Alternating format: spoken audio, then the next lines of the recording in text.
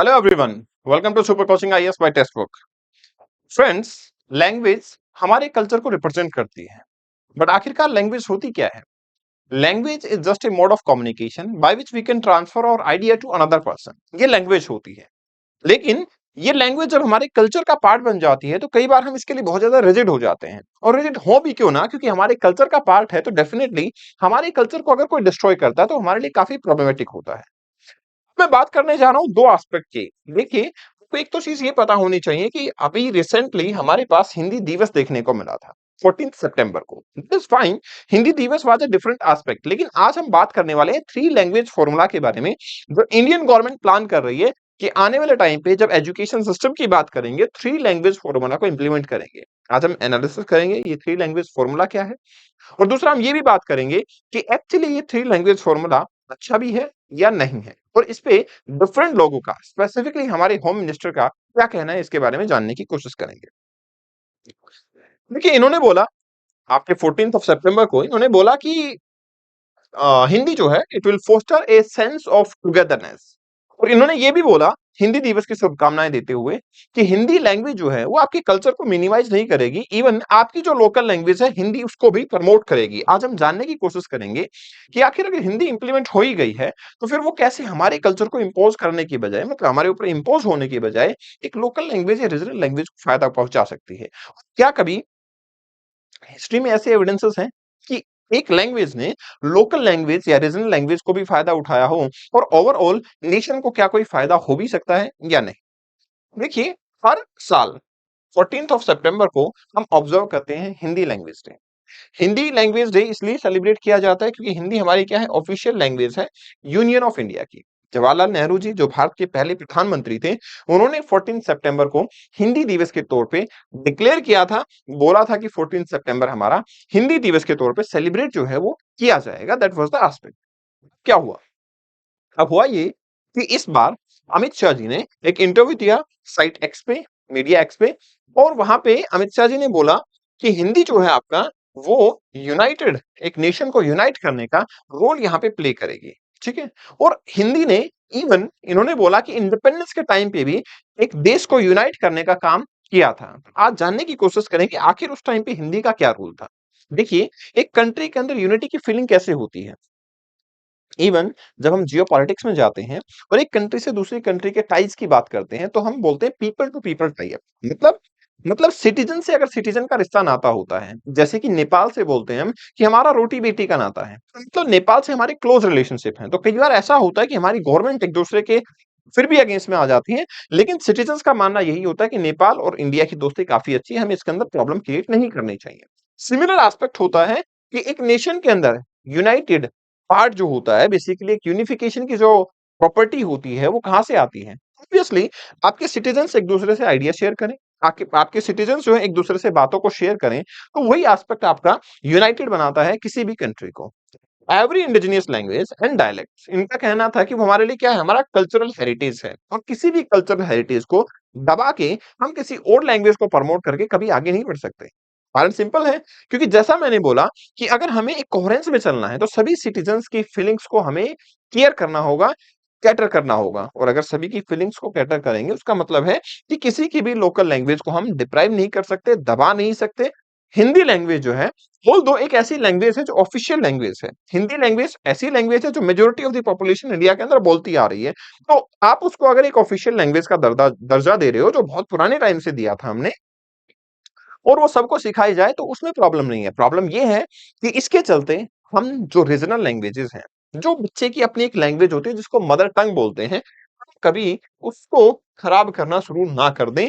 ये सबसे बड़ी अटेंशन है जो हमें रिक्वायर्ड है। यहाँ पे कॉन्स्टिट्यूएंट असेंबली ने हिंदी को देवनागरी स्क्रिप्ट के अंदर एक language of, official language of union declare किया था 14 सितंबर 1949 को। और उसी टाइम पे इंग्लिश एक सेकंड ऑफिशियल लैंग्वेज रखी गई थी। तो अगर मैं उस टाइम की बात करता हूं आपसे, तो आपको ये पता होना चाहिए इस चीज को कॉन्स्टिट्यूएंट असेंबली ने पास भी कर दिया था। 26 जनवरी 1950 को इसको लीगलाइज भी कर दिया गया। इसके सिंपल दो कारण थे। देखिए, उस टाइम पे जब हम इंडिपेंडेंट हुए तो हमें ये बहुत जरूरी हो गया था कि पूरे देश को यूनाइटेड किया जाए। अब यूनाइटेड किया जाए तो सबसे इंपॉर्टेंट था लैंग्वेज कि जितने ज्यादा लोगों को एक लैंग्वेज आती है उसको ऑफिशियल कर दो ताकि सभी लोग सीख पाएं और एक दूसरे से अपनी आइडिया और अपनी सिंपैथी रखें। दूसरा हमारा जरूरी था कि इंडिया जो है इंटरनेशनल लैंग्वेज को कहीं सीखे और इंडिया इंटरनेशनल प्लेटफॉर्म्स पे अपनी performance they, and that's why दूसरी लैंग्वेज जो ऑफिशियल रखी गई थी वो रखी गई इंग्लिश। अब हुआ क्या, हिंदी ऑफिशियल लैंग्वेज बना दी गई है, लेकिन गवर्नमेंट ने ये बोला था कि भाई हमारे जो नेशन है वो एक मल्टीलिंगुअल नेशन है। ठीक है, गवर्नमेंट ने क्या बोला, एक मल्टीलिंगुअल नेशन है। ऐसा नहीं है कि हिंदी हम किसी पे इम्पोज कर रहे हैं, बट हाँ ये ट्रू था कि आपका नेटिव लैंग्वेज जो 258 मिलियन पीपल जो है they are speaking English, Hindi. और हिंदी जो है आपके वर्ल्ड के लेवल पे अगर बात की जाती है तो फोर्थ मोस्ट स्पोकन लैंग्वेज के अंदर आ जाती है। ये आपको कुछ एग्जांपल्स दिए हुए हैं मैंने, अलग अलग लैंग्वेज जो है अलग अलग एरियाज में बोली जाती है, लेकिन हिंदी जो है काफी प्रोमिनेंट लैंग्वेज के तौर पे देखी जाती है वर्ल्ड के अंदर। क्या हुआ, कॉन्स्टिट्यूशन के अंदर हमारा आर्टिकल 343 भी है। ये क्या बात करता है, ये हिंदी इन देवनागरी स्क्रिप्ट इसको बताता है कि yes this is official language of India.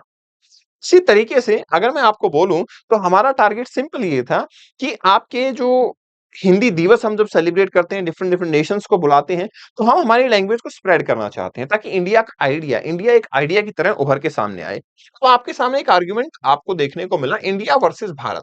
ठीक है, कि भाई हमारा नाम क्या होना चाहिए, इंडिया नाम होना चाहिए या भारत नाम होना चाहिए।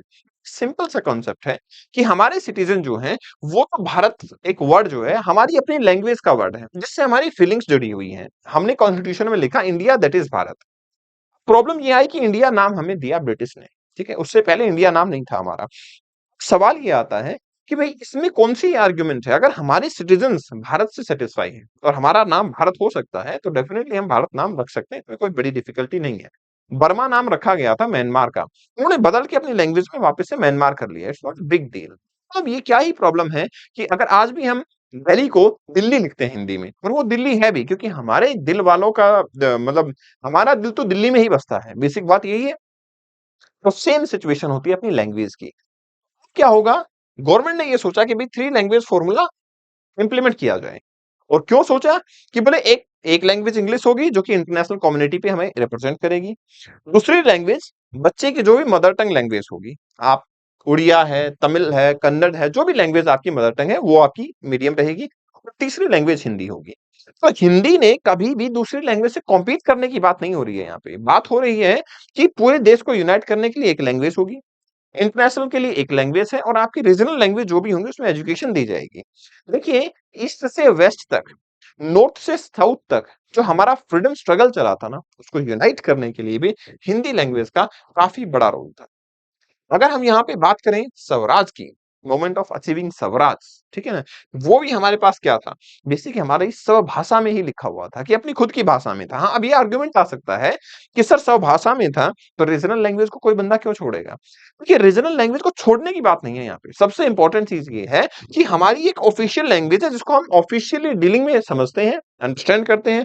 तो अगर एक ऑफिस को या सेंटर के ऑफिस को किसी स्टेट से डील करना है तो वो कैसे करेंगे, इट्स बेटर कि उनकी एक लैंग्वेज हो। अब रखा जा सकता है सर, इंग्लिश भी रख सकते हैं। देखिए, इंग्लिश रख सकते हैं, कोई इसमें प्रॉब्लम नहीं है, बिल्कुल 100% इंग्लिश रख सकते हैं। लेकिन बस इतनी सी डिफरेंस है कि अगर हमारे पास ऑफिशियल लैंग्वेज जब हम फ्रीडम स्ट्रगल के सामने थे, तो हमारी हिंदी ऑफिशियल लैंग्वेज रखी गई थी। और आज के टाइम पे भी इंग्लिश से ज्यादा हिंदी लोग जानते हैं। अब हिंदी अंडरस्टैंड करते हैं, अगर जानते हैं तो ऑब्वियसली हम हिंदी को एक अल्टरनेट लैंग्वेज के तौर पे देख सकते हैं। बट हाँ, ये बिल्कुल नहीं होना चाहिए कि हिंदी को कंपटीशन में उतार दिया जाए एक रीजनल लैंग्वेज के। That is definitely a big blow for the culture of the people, और जो कि बिल्कुल भी टॉलरेबल नहीं होगा। ये बिल्कुल नहीं होना चाहिए। All our Indian languages and dialects are our cultural heritage which we have to carry with us. Adding to that, Hindi never competed with any other Indian language and nor it will do so in future. ऐसा हमारे home minister का कहना है। उनका कहना है कि सभी लैंग्वेज को स्ट्रेंथन करके ही हमारा नेशन जो है वो बिल्डअप हो सकता है, स्ट्रेंथन हो सकता है। तो हिंदी को कभी भी किसी का कंपटीशन नहीं देखा जाएगा। हिंदी लैंग्वेज को हम सिंपल देखेंगे एक ऐसी लैंग्वेज जो कि आपके कम्युनिकेशन को सभी के लिए कॉमन कम्युनिकेशन एस्टेब्लिश कर पाएगी। From the point of view of official language in the various areas of the country, total 528 official language implementation committees है। उन्होंने एनालिसिस किया है और एनालिसिस के बाद में हमें ये पता लगा है कि भाई हमारे पास इवन फॉरेन कंट्रीज भी क्या करते हैं, ऑफिशियल लैंग्वेज इंप्लीमेंटेशन कमेटी रखते हैं, जैसे कि लंदन के अंदर, जैसे कि सिंगापुर के अंदर, दुबई के अंदर। तो यार इसी तरीके से इंडिया के अंदर एक ऑफिशियल लैंग्वेज को हम डिफाइन करना चाहते हैं। Hindi language will unite nation, ठीक है? वो क्या करेगी? नेशन को यूनाइट करेगी। अब मान लो मेरे को एक आइडिया आया, I want to share it with you. अगर लैंग्वेज एक बैरियर आ जाता है, तो फिर हमारे लिए काफ़ी प्रॉब्लम हो जाती है। इवन इसीलिए 3 लैंग्वेज जो फ़ॉर्मूला है, उसमें ये रखा गया है कि बच्चे की जो बेसिक एलिमेंट्री एजुकेशन है ना, वो उसकी मदर टंग लैंग्वेज में ही होनी चाहिए। उस टाइम पे बच्चे को ये कंपेल नहीं करोगे आप कि आप कोई दूसरी लैंग्वेज सीखो और दूसरी लैंग्वेज के हिसाब से काम करो।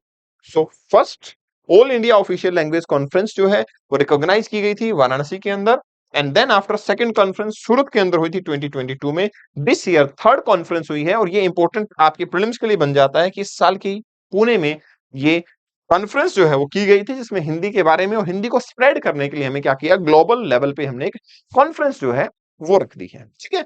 इससे फायदा ये होना है कि हमारी जो लैंग्वेज है उसको हम स्प्रेड कर पाएंगे, और कॉमन जो आइडियाज है उनको हम शेयर कर पाएंगे। बस इतना सा मतलब है, इसके अलावा कोई एसेंस नहीं है। हाँ, ये मैं बिल्कुल अगेंस्ट हूं, अगर हिंदी लैंग्वेज को किसी रीजनल लैंग्वेज के पैरेलल कंपटीशन में उतारा जाता है, तो that is really wrong. Regional languages या फिर मेरी मदर टंग लैंग्वेज को हमेशा कुछ मिलना चाहिए, क्योंकि इंडिया की रिचनेस उसके कल्चर में है, इंडिया की रिचनेस उनके लोगों में है, इंडिया की रिचनेस हमारे हेरिटेज में है, और लैंग्वेजेस हमारा हेरिटेज है। आपकी क्या राय है? कमेंट सेक्शन में शेयर करेंगे। इस पीडीएफ को डाउनलोड करने के लिए आप Kapil Bharadwaj for you Telegram channel को ज्वाइन कर सकते हैं। Insta is Kapil Bharadwaj for you. All the very best, take care, bye bye, thanks.